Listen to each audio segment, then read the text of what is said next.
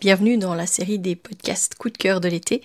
J'ai décidé de vous reproposer certains épisodes que vous aviez particulièrement aimés, des épisodes qui résonnent encore tellement aujourd'hui puis qui s'inscrivent parfaitement dans la série en cours sur les petits gestes qu'on banalise, mais aussi peut-être les choses qu'on ne soutient pas assez, la manière dont on fait les choses systématiquement, protocolairement, etc. Et où on oublie finalement d'accompagner l'humain. Alors j'aimerais qu'on se questionne peut-être un peu plus, toujours mettre plus de conscience dans les pratiques. Alors c'est l'occasion de ralentir, peut-être de laisser infuser, de prendre le temps d'écouter ou de réécouter. Avec un œil nouveau peut-être, que vous soyez en vacances, en congé de maternité, en train de bercer votre bébé, en train de préparer votre rentrée à l'école de sage-femme. Merci d'être là, de plus en plus nombreuses et nombreux à écouter, à partager, à réfléchir avec moi. Et maintenant, ce sera le premier épisode que je vous propose, ce sera sur la cicatrisation du périnée sans suture. Une question qui revient souvent parce que en fait, je revois très souvent des patientes qui avaient de toutes petites lésions au niveau du périnée et qui ont été d'office suturées à l'hôpital. Et donc j'explique souvent comment est-ce qu'on pratique à la maison de naissance, parce que c'est une question aussi qui revient souvent dans les premiers rendez-vous. Donc je vous laisse réécouter cet épisode qui remet du sens aussi dans pourquoi laisser faire le corps quand le corps est capable de guérir, au lieu de forcer une cicatrisation qui n'est pas forcément celle qui est la bonne exactement pour cette patiente. Bonjour. Il y a quelques jours, je vous ai partagé sur les réseaux sociaux et donc sur le compte de la Bulle et puis le compte Instagram de Bulle de Sage-Femme, le contenu de nos trousses d'accouchement pour les accouchements à domicile. Et c'était un peu pour justement entamer la discussion sur qu'est-ce qu'on apporte avec nous, qu'est-ce qu'on emmène au cas où, etc. Et j'ai ouvert la discussion en fait en demandant à ceux qui regardaient cette story de commenter et de surtout en fait de me poser les questions qu'ils avaient sur l'accouchement à domicile. Comme c'était une première, j'ai pas eu énormément de réponses, mais du coup j'espère que ça va devenir un nouvel automatisme et puis peut-être justement une manière de répondre plus adéquate et plus rapide en tout cas aux questions que potentiellement vous vous posez. En tout cas je remercie beaucoup Axel qui m'a fait justement un message par rapport à cette publication et qui m'a mis s'il y a une déchirure, la maman elle est donc obligée de se faire recoudre à vif. Ça m'a l'air pire que l'accouchement. Du coup, je me suis dit, oui tiens, ça serait intéressant de parler des déchirures. Donc ce sera le sujet de ce podcast.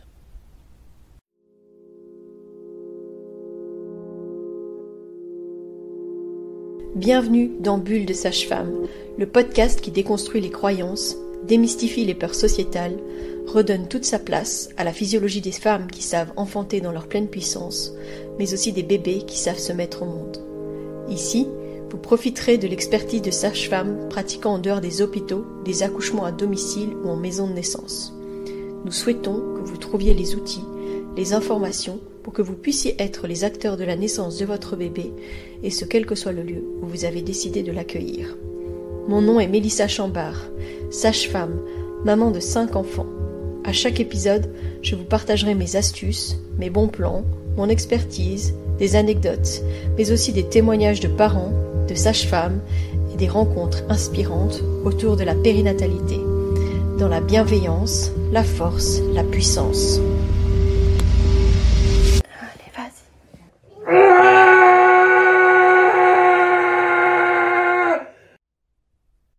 Donc il faut savoir que vis-à-vis des déchirures, il y a beaucoup d'études qui ont été faites sur les différentes manières dont on pouvait suturer une déchirure en fonction du degré, savoir si on faisait un surjet ou si on faisait des points simples, etc.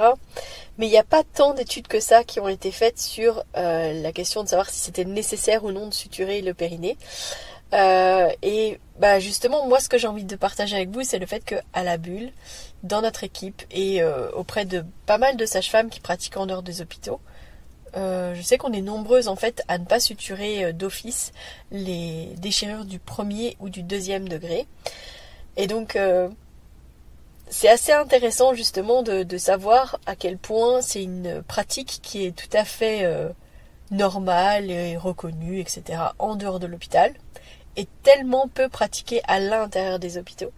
Donc on a des chiffres qui sont donnés par Birth Matters, qui est donc une association qui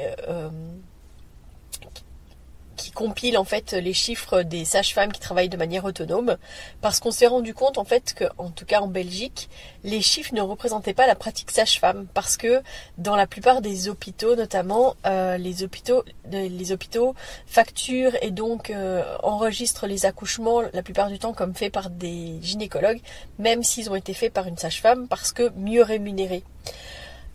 Et donc c'était important en fait de mettre la réalité des chiffres des sages-femmes en avant, et donc c'est de là qu'est né Birth Matters, et ça me fait penser que nous on doit vraiment encoder aussi tous nos chiffres chez Birth Matters, parce que pour l'instant on ne l'a pas encore fait.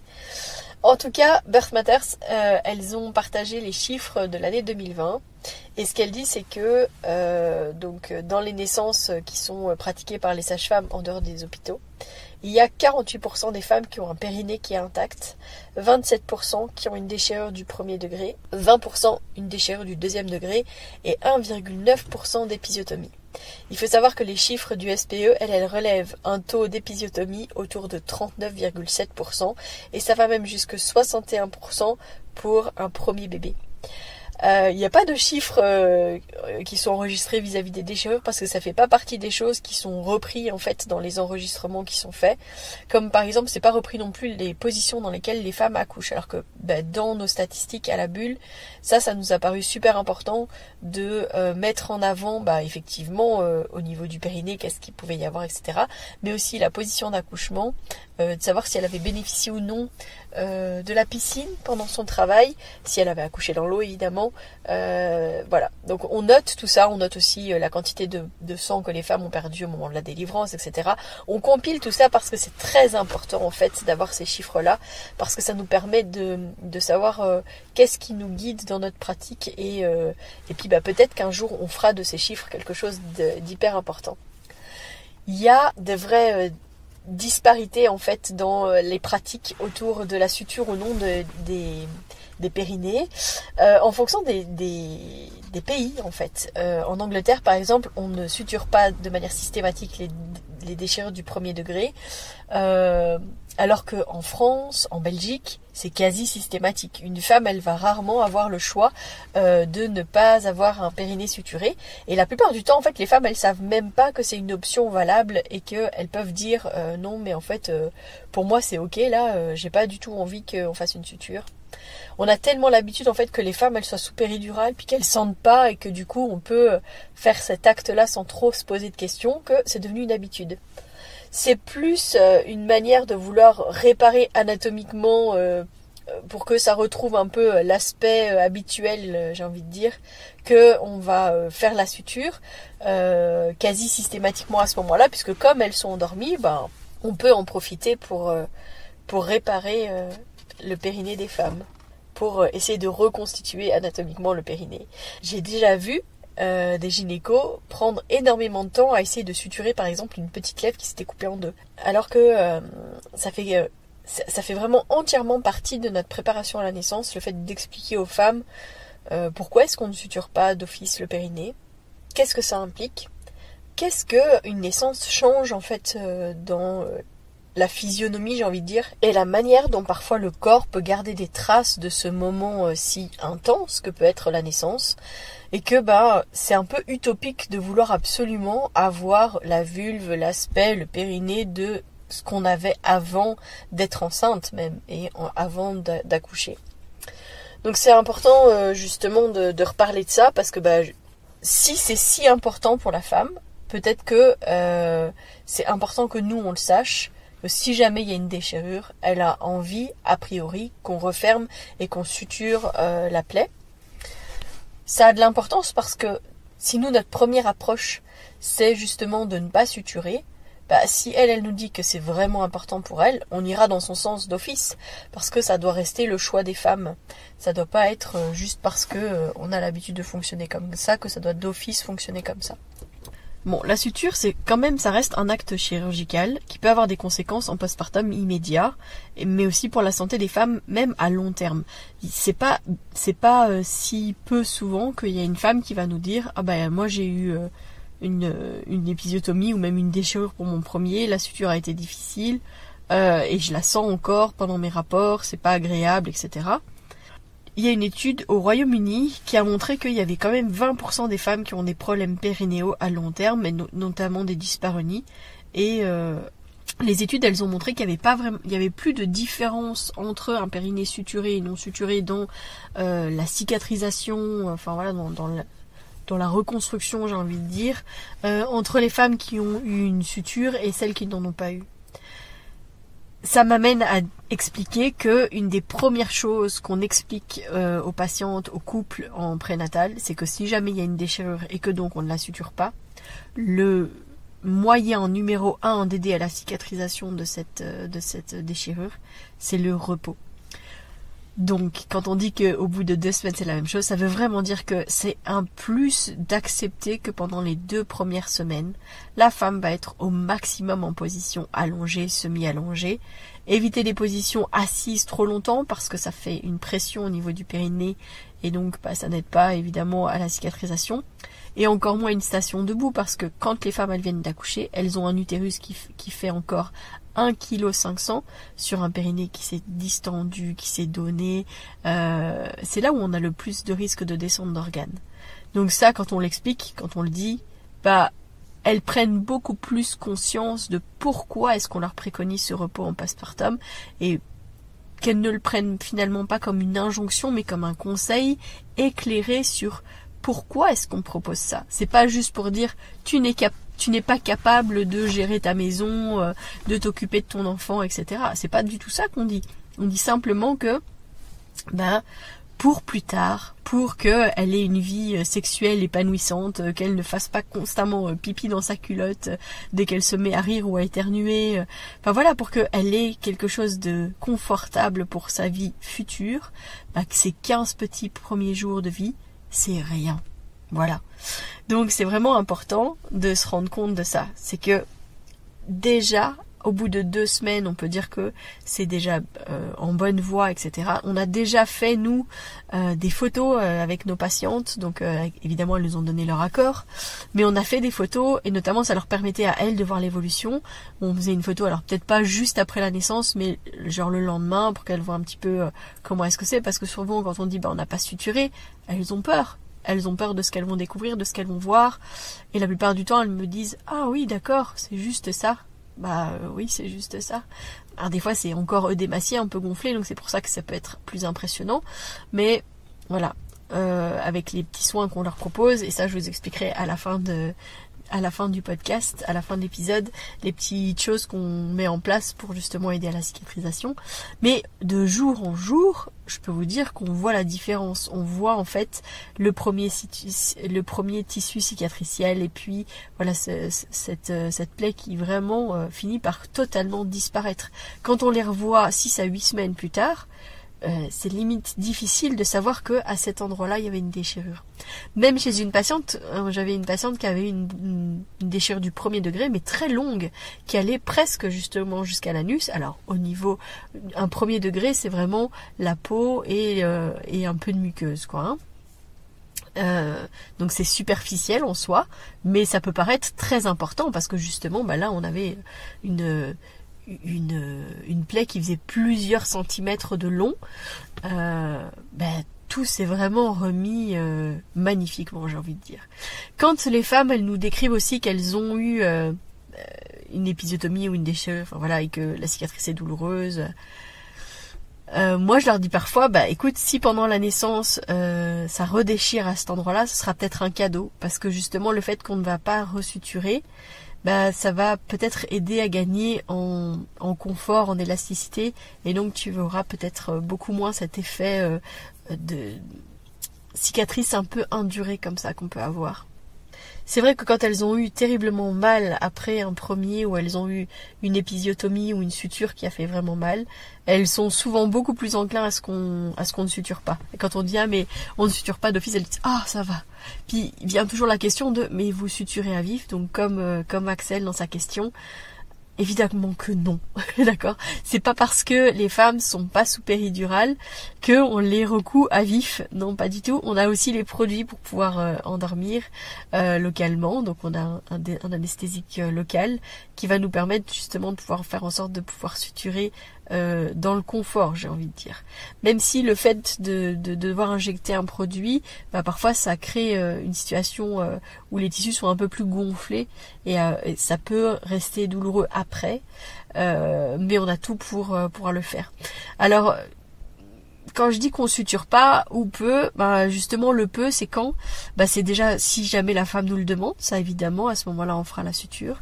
Si jamais on a une femme aussi qui aura peu d'aide en postpartum ou une maman hyperactive qui va beaucoup bouger donc qui n'arrivera pas à rester en position de repos pour aider à ce que son périnée se remette bien et cicatrise bien, peut-être qu'on va le proposer de manière un petit peu plus claire en disant écoute, si jamais tu penses que tu vas pas savoir rester tranquille, etc., on peut toujours suturer.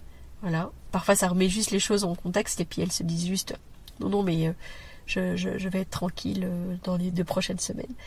C'est clair que quand elles viennent d'accoucher, qu'elles sont passées par l'intensité de l'enfantement, qu'elles ont accueilli leur bébé, qu'elles sentent bien tout ça, elles ont clairement pas envie qu'on les embête, et donc je pense que c'est aussi pour ça que la plupart du temps quand on dit non mais là il n'y a pas besoin, on va pas suturer, limite elle souffle en mode ça va, c'est bien, c'est bon. Ça revient d'office pendant les consultations, la question de savoir qu'est-ce qu'on fait si jamais il y a une déchirure. Et donc quand je dis qu'on réalise des sutures si c'est nécessaire, évidemment s'il y a un saignement qui est dû à la déchirure, on fera une suture parce que on va pas augmenter les pertes de sang parce qu'il y a un petit vaisseau qui a été touché. Non, à ce moment-là, on va aider, faire en sorte que justement on n'ait pas une situation où la femme saigne juste de son périnée, ce serait quand même embêtant. En tout cas, évaluer au cas par cas, discuter du pour et du contre et surtout laisser le choix aux patientes. Parce que comme je le disais, la plupart du temps, elles savent même pas qu'elles ont le droit, elles ont la possibilité de ne pas être suturées. Alors c'est vrai que en postpartum à domicile, parfois ces sutures elles sont tellement serrées qu'elles dérangent vraiment beaucoup la patiente. Et dans ces cas-là, je sais que on est nombreuses à potentiellement faire sauter un point qui serre trop et qui fait trop mal. Ça nous arrive régulièrement, donc c'est la preuve aussi que on peut très bien se passer de ce point-là. Peut-être que des fois la cicatrisation forcée, j'ai envie de dire, parce qu'on avait rapproché les bords, est déjà tout à fait ok. Parfois c'est pas le cas, mais on va aider à la cicatrisation à cet endroit-là, comme on l'aurait fait sur un périnée qu'on n'aurait pas suturé. Le fait de refermer ces plaies, de refermer ces déchirures, voilà, c'est vraiment, comme je disais, essayer de retrouver anatomiquement, reconstituer anatomiquement le périnée. Mais parfois, en faisant ça, on resserre beaucoup trop. Et j'ai encore vu il y a pas très longtemps une maman où quand j'ai été chez elle, alors ça faisait déjà plusieurs jours parce que son bébé avait été en néonate. Mais donc évidemment, je regarde toujours le périnée des femmes. Je leur dis, je le regarde au moins une fois. Si jamais il y a une plaie particulière, évidemment, je regarderai plus. Mais je leur dis toujours, je regarde au moins une fois, comme ça j'ai un élément de comparaison. Et si jamais à un moment donné tu as des plaintes, qu'il y a quelque chose de particulier, j'aurai déjà regardé et donc je serai à même de pouvoir te dire qu'est-ce qui va ou qu'est-ce qui va pas. Parce que si j'y ai jamais mis le nez, si j'ai jamais regardé, ça va être compliqué pour moi de diagnostiquer et de voir ce qui ne va pas. Et donc ça m'est effectivement arrivé de regarder un périnée et de finalement voir qu'on avait beaucoup trop resserré à l'entrée du vagin. Alors, on parle du point du mari, parce que j'en ai déjà parlé dans le podcast sur les violences obstétricales, mais je pense que des fois, ils ne s'en rendent tout simplement pas compte, et que c'est même pas voulu de continuer à suturer, puis de ne pas se rendre compte de ce qui... J'ai aussi eu une patiente que j'ai accompagnée il y a quelques mois pour un accouchement à l'hôpital, et cette patiente, elle était dans la résistance pendant très longtemps, puis quand elle a enfin accepté de faire venir son bébé sur son périnée, en fait, elle l'a poussé en une seule fois. Mais du coup, clairement, en fait, elle s'est beaucoup abîmée au niveau de son périnée. Et quand la gynéco a fait la suture, je me suis demandé ce qu'elle faisait. En tout cas, je pense que elle s'y est pas pris dans le bon sens, ou je ne sais pas, mais je me suis demandé comment est-ce que ce périnée allait se remettre avec cette suture, et on a tout essayé à domicile. J'ai aussi essayé de faire sauter 1 ou 2 points, mais elle va devoir repasser par une opération. Il faut savoir qu'il y a une étude de la Cochrane en 2011. Est-ce qu'il fallait ou non suturer les périnées? Et apparemment, il n'y avait pas de preuves scientifiques suffisantes pour suggérer qu'une méthode était meilleure que l'autre. Donc, c'est valable de ne pas suturer les périnées, comme c'est valable finalement de les suturer. Il y a une autre étude qui avait été faite et un mémoire de fin d'étude qui avait été fait par une sage-femme il y a déjà un certain nombre d'années, puisque ça datait de 94, qui expliquait quand même que les femmes qui avaient un périnée qui avait été suturé, elles utilisaient souvent beaucoup plus d'antalgiques en postpartum immédiat, et je pense que c'est dû à cette situation un peu de tension et d'inconfort, notamment quand elles essayent de s'asseoir, qui les amenait à utiliser plus d'antalgiques. Donc juste pour resituer, parce que j'ai parlé de déchirure du premier degré, deuxième degré, etc. Mais donc les différents stades de déchirure, évidemment, c'est de plus en plus profond, de plus en plus fort. On dit que la déchirure de premier degré, ou D1, ça touche le peau, la muqueuse vaginale, c'est souvent au niveau de la fourchette. Une D2, c'est la peau, les muqueuses, et puis plus profondément dans les tissus sous-muqueux et les muscles, mais sans atteinte du sphincter anal. Dans la D3, il y a une atteinte du sphincter anal, et dans la D4, il y a une atteinte du sphincter, mais aussi des muqueuses anorectales. Depuis bientôt 4 ans, à la bulle, on a eu une seule D3. Tout le reste, en général, ça a été des déchirures qui n'ont pas nécessité de suture, sauf quand ça avait saigné, ou alors une fois, ou pour du confort aussi, une patiente qui avait une déchirure qui était assez longue, mais qui ne voulait pas rester comme ça, qui a été rassurée par le fait qu'on fasse une suture. Et je vais pas mentir, personnellement, j'ai tellement peu suturé de périnée parce que j'ai pas eu l'occasion de pratiquer plus que ça la suture. C'est souvent Mélanie qui fait les sutures de périnée parce que Mélanie elle a travaillé à l'hôpital pendant 11 ans et que du coup elle maîtrise beaucoup mieux ces gestes-là, elle est beaucoup plus fluide et c'est beaucoup plus correct. Et quand elle est pas disponible, et ça m'est arrivé une fois, on a été jusqu'à l'hôpital pour une suture et puis on est retourné à la bulle. Et c'était très bien, la maman était très contente de ça. Donc faut jamais oublier que le périnée postérieur, donc cette partie vraiment entre l'entrée du vagin et l'anus, c'est une zone qui est quand même très souple. Donc dans un travail physiologique, c'est normal que ça va s'emplier. Il y a la tête du bébé qui va venir derrière. Les femmes, elles vont se mettre notamment dans des positions qui vont aider au niveau de leur périnée. Elles vont pas le mettre trop fort en tension en général. Donc elles vont chercher des positions où elles vont lever la pression qui est trop importante quand on est sur le dos. Évidemment, quand elles sont sous péri, elles ne sentent pas. Et c'est une position confortable pour la personne qui assiste la naissance. Donc c'est pour ça souvent qu'elles sont dans cette position-là. Et ce qui se passe aussi, c'est que dans une poussée dirigée avec une fan sous péridurale, on dirige aussi dans le sens où on vient mettre les doigts dans le vagin pour essayer de faire sentir à la femme vers où est-ce qu'elle doit pousser, etc. Parfois, artificiellement, on pense essayer d'agrandir l'espace. On crée beaucoup plus d'œdème et du coup des tissus qui sont fragilisés et qui ont plus de risques de se déchirer. Dans le travail physiologique, avec la poussée réflexe, en fait le bébé il vient par petit à coup au fur et à mesure au niveau du périnée. Et moi, ce que je conseille beaucoup à nos patientes aussi, c'est surtout de mettre leurs mains quand la tête arrive. Donc quand elles sentent que ça commence à brûler, là, le fameux cercle de feu. Quand en fait les tissus au niveau de la vulve s'étirent de plus en plus parce que le bébé arrive derrière, moi je leur dis toujours à ce moment-là de mettre leurs mains et de accueillir et en fait retenir un petit peu la tête, en accueillant la tête surtout, parce que elles vont pas forcément le retenir, mais elles vont l'accueillir, mais en l'accueillant en fait elles vont pousser plus en pleine conscience ce bébé et elles vont pas pousser à travers tout. C'est quand elles poussent à travers tout comme des warriors là, mais vraiment en mode et quand elles font ça, elles ont plus de risques en fait d'avoir des déchirures parce que justement elles font venir ce bébé très vite au niveau de leur périnée, alors que quand elles le font venir dans leurs mains, elles sont beaucoup plus en conscience et en général elles sont dans le contrôle, elles poussent mais tout en accompagnant en fait, et c'est une toute autre poussée et je peux dire que les résultats sur les périnées ils sont vraiment visibles. Donc parfois on se dit ah oui ça va être long, elle va avoir du mal, et en fait quand elles laissent venir leur bébé tout doucement sur leur périnée et qu'elles laissent faire tranquillement, en fait en général ça se passe super bien. Alors ce qui va aider aussi, c'est par exemple de mettre une compresse chaude sur le périnée. Donc nous on fait ça si jamais la patiente elle n'est pas dans l'eau ou qu'elle vient pas juste de sortir de l'eau, on peut proposer effectivement de mettre une compresse d'eau chaude au niveau du périnée. Pendant longtemps, les épisios, on pensait que ça préservait les formes sévères de déchirure. Franchement, J'espère que maintenant les gens ont compris que c'était pas le cas, même si je vois que dans les chiffres, en tout cas du SPE, on dit quand même qu'il y a près de 61% des primipares qui ont quand même une épisiotomie. Donc ça, c'est quand même fou. Mais donc, quand on disait que c'était pour éviter les déchirures sévères, moi je trouve que c'est quand même du non-sens de dire bon bah je vais couper dans votre périnée parce que bah sinon vous risquez une déchirure sévère. Mais qu'est-ce qu'on en sait en fait? Peut-être qu'elle déchirerait même pas cette femme, puis peut-être que ça serait une toute petite déchirure de rien du tout. Au lieu de ça, elle se tape une épisio. Alors j'ai déjà entendu une petite épisio de sage-femme. Ouais, enfin, on a quand même coupé tous les plans. C'est pas la longueur qui compte dans ce genre de choses, c'est le fait qu'on coupe la peau, les muqueuses, le muscle. On ne sait pas faire une épisio que de la peau, par exemple. Hein. Donc on agrandit artificiellement la sortie en fait pour que le bébé vienne plus vite. La seule indication pour faire une épisiotomie, c'est un bébé qui ne va pas bien. C'est quand on a un bébé qui est en détresse et qu'il faut justement qu'il sorte rapidement. Alors là, ça a du sens. Si jamais on a juste un gros bébé, un bébé qui prend son temps, qui met du temps à venir sur le périnée, etc. Ben, il n'y a pas besoin de couper en fait.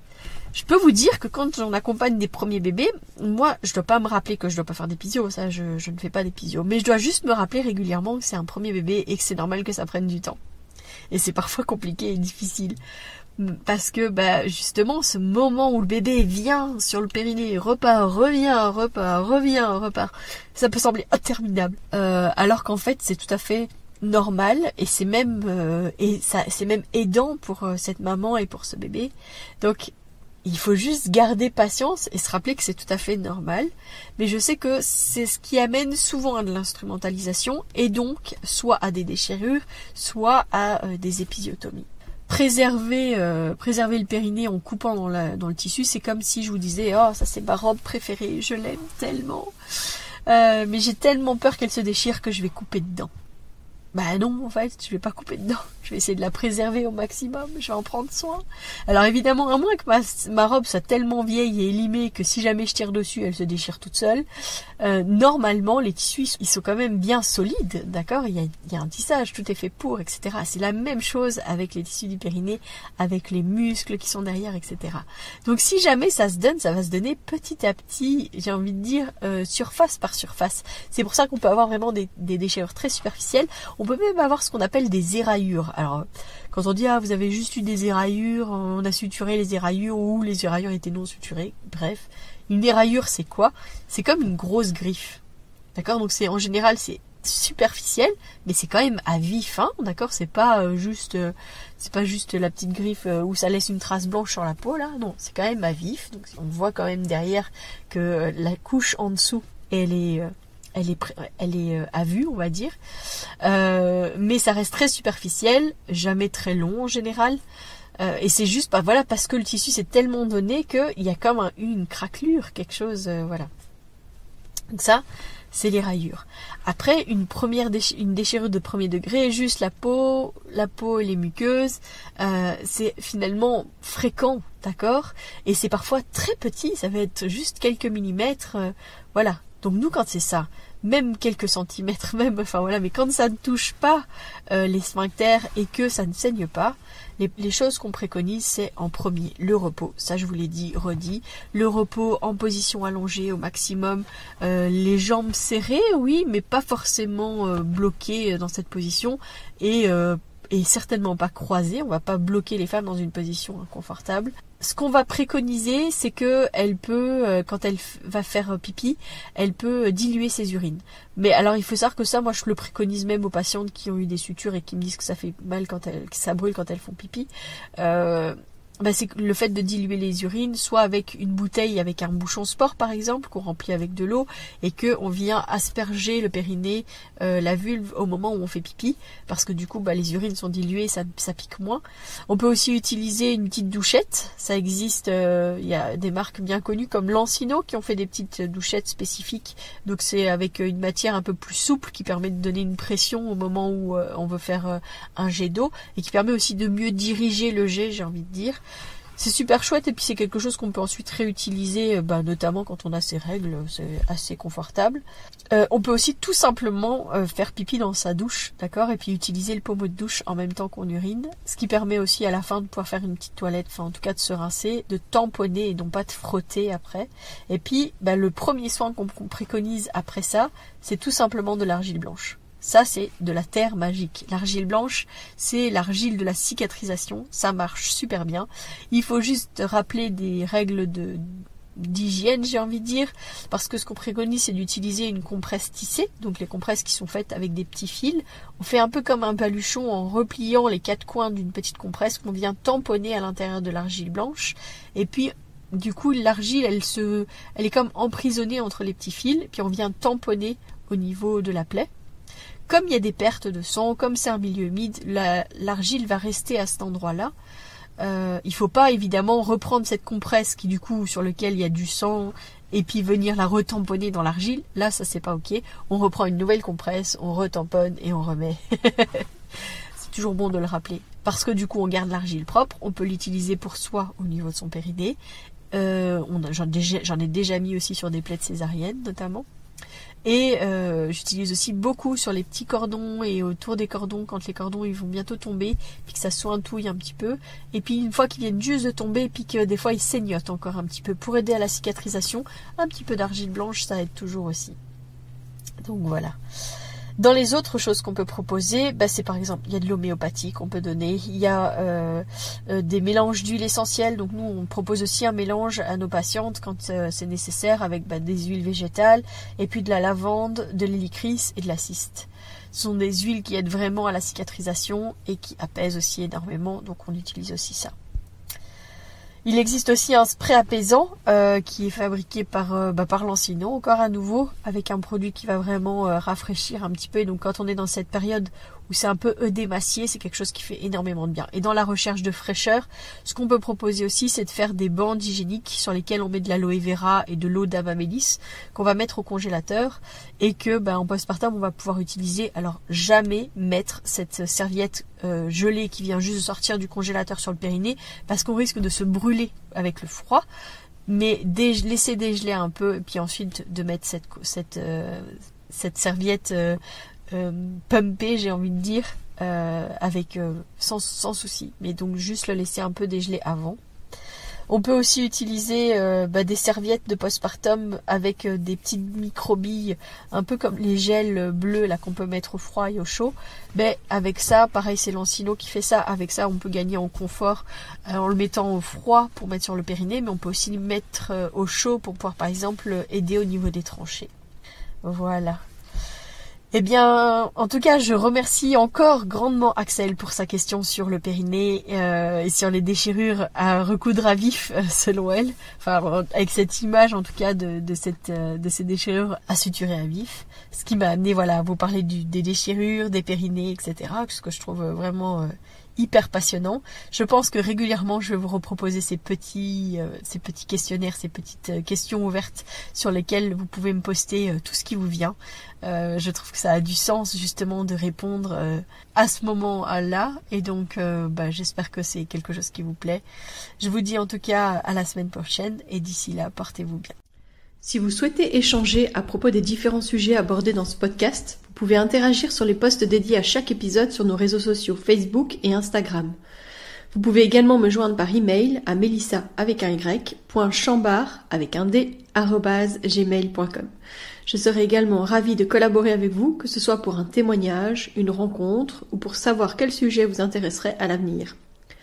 Je vous invite à vous abonner pour ne rien louper des prochains épisodes, mettre des étoiles, des commentaires et surtout à partager pour faire rayonner, voyager ce podcast, pour démystifier l'accouchement en dehors de l'hôpital, parler de ses suivis, de ses naissances et continuer à accueillir en douceur les adultes de demain.